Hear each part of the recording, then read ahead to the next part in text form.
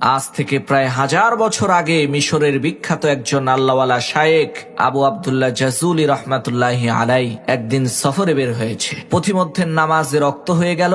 এখন ওযু করার জন্য তো পানির প্রয়োজন। পানি যদি না পাওয়া যায় তাহলে তায়াম্মুম করার বিধান আছে, কিন্তু প্রথমে পানি তো খুঁজতে হবে। তো আবু আব্দুল্লাহ জাজুলি রহমাতুল্লাহি আলাই তিনি পানি খুঁজতে আরম্ভ করলেন। খুঁজতে খুঁজতে তিনি একটা কূপ পেলেন। সেই কূপের মধ্যে চেয়ে দেখলেন কূপের নিচে টলটলা পরিষ্কার পানি আছে, কিন্তু দুঃখের বিষয় সেই কূপের আশেপাশে কোনো বালতি নেই। তখন আবু আব্দুল্লাহ জাজুলি দেখতে পান ওই কুয়া থেকে একটু দূরেই একটা ঘর রয়েছে, আর সেই ঘরের ছাদের উপরে ছোট একটা বাচ্চা মেয়ে খেলা করছে। তখন তিনি ওই বাচ্চা মেয়েকে ডেকে বললেন, মাগো, নামাজে রক্ত হয়ে গেছে, আমি একটু উযু করে নামাজ পড়বো।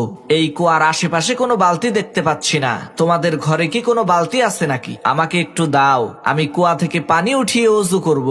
তখন সেই মেয়ে জিজ্ঞেস করলো, মানা আনতা আইয়ুহাল মুসাফির, হে পথিক, আপনি কে, আপনার পরিচয় কি? তখন তিনি পরিচয় দিয়ে বললেন, আমি হচ্ছি আবু আব্দুল্লাহ জাজুলি। মেয়েটি তখন বলল, হায় আফসোস, আপনি হচ্ছেন আরবের সবচাইতে নামকরা বিখ্যাত শায়েখ। আরবের প্রত্যেকটা মানুষই আপনাকে চেনে। আপনি এত প্রসিদ্ধ নামকরা একজন আলেম হয়েও কূপ থেকে পানি উঠানোর জন্য বালতি তালাশ করছেন, এটা তো খুবই আশ্চর্য বিষয়। মেয়েটির এই কথা শুনে আবু আব্দুল্লাহ জাজুলি খুবই অবাক হয়ে মেয়েটিকে বললেন, মা, বালতি ছাড়া কূপ থেকে পানি উঠাবো কি করে, তুমি বলো তো দেখি। এই কথা শুনে মেয়েটি ওই কূপের মধ্যে থুতু মেরে দিল, আর সাথে সাথে আল্লাহ তাআলার কুদরতে ওই কূপের পানি উতলে উপরের দিকে উঠা শুরু করে দিল।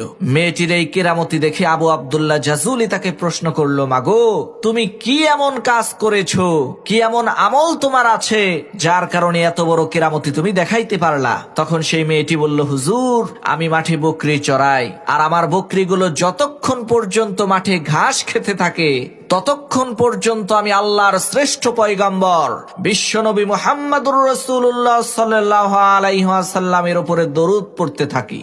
সুবহানাল্লাহ।